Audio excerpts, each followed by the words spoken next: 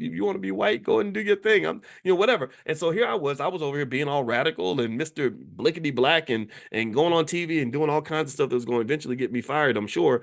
And she just was quietly going about, her little career. And then one day they started acting white on her. They started to really mistreat her, and she was going through what she felt was significant racial aggression, that was unfair. It was very unfair. And then suddenly she wanted to be my friend. Like suddenly she, came to my office and buddied up with me and everything. And I was like, oh no, wait a minute, you trying to sleep with me or something? I mean, I'm single, but I don't like you like that. But because she was like calling me all the time and really, and hey, I'm like, why are you doing this? Like you told me you don't want to, and what I realized, and so here's the deal: when she went through what she went through, I helped her anyway because I just realized that okay, I get it now. She got her Paul Mooney wake up call. That's she got her wake up call.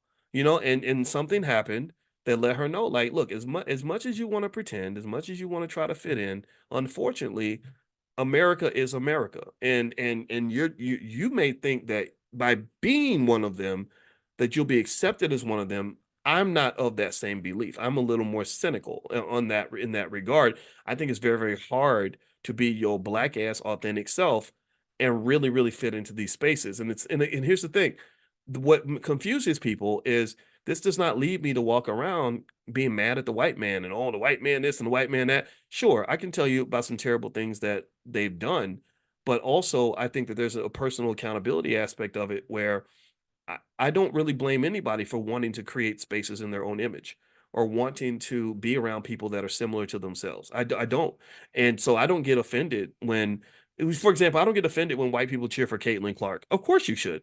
There aren't a lot of, there aren't a lot of white girls that play like her. And you got one, we got like 50, we got 50 Caitlin Clarks, 60 of them. You got one. So it's okay. You can cheer for the white girl. And I'm not going to call you a racist for doing that because believe me, when Tiger Woods was out here killing it in golf, I was cheering for Tiger. I wasn't cheering for nobody but Tiger.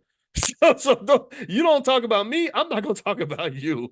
Right? And that's more honestly. I think that's more in alignment with what Malcolm felt. Malcolm was not offended by the KKK and all this other stuff because he did not predicate his existence and his self worth on whether or not white people liked him. That's the thing. I think you should predicate your self worth on whether you like you.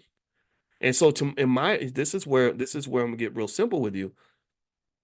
If you need them to like you before you like you, then that means you don't like you. So your big problem is not that they don't like you. Your big problem is that you don't like you. Because if you like you, then you don't care if they like you. Do you understand? I need love from three places. There's three places I know I can get secure love, no matter what. I get pure love, unconditional love from God, love from myself, and love from my mama. Those are the only three places I expect to get unconditional love. And to tell you how cynical I am, I don't even know if I can expect that from my wife. I think that if I was a terrible, terrible husband who came in the house and beat her up and smoked crack and stabbed the children, my wife would divorce me and probably would not love me anymore. So unconditional love is valuable, but I think you got to know where you get it from. And I think that this idea that we are looking for the world to love us is a little weird. I think that has to be planted in your brain. Like, why the hell do I care what you think about me?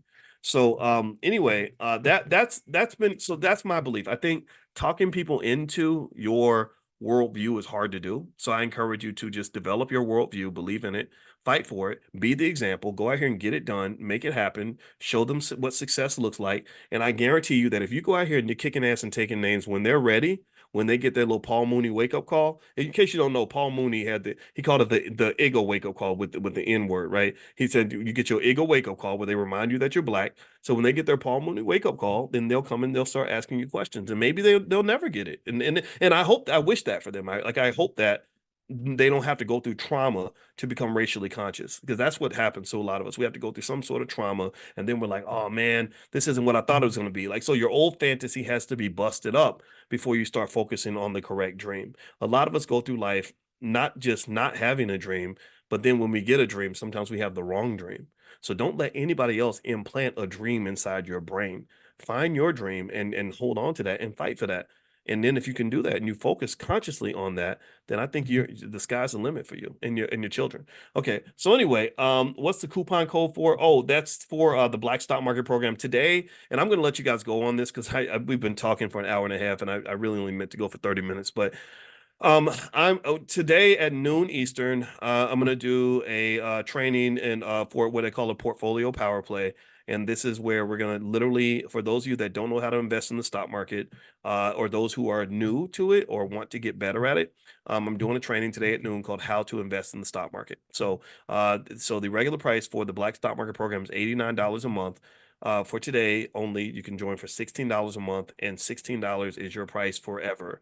So the link I text you all the link out a few minutes ago to our text list. Morning, text the word morning to 87948 to get on the list, and the link will be valid until tomorrow. So anyway, I'm gonna get out of here, guys, and I know some of you have some more questions, but I think that's Tequila says is 10K enough to start in the Prime program. Yeah, we have a lot of students that operate with 10K. If you put some margin in that, you can actually turn it into a decent income. So the what's the eight class? I don't know what the eight class is. I'm sorry, Carolyn.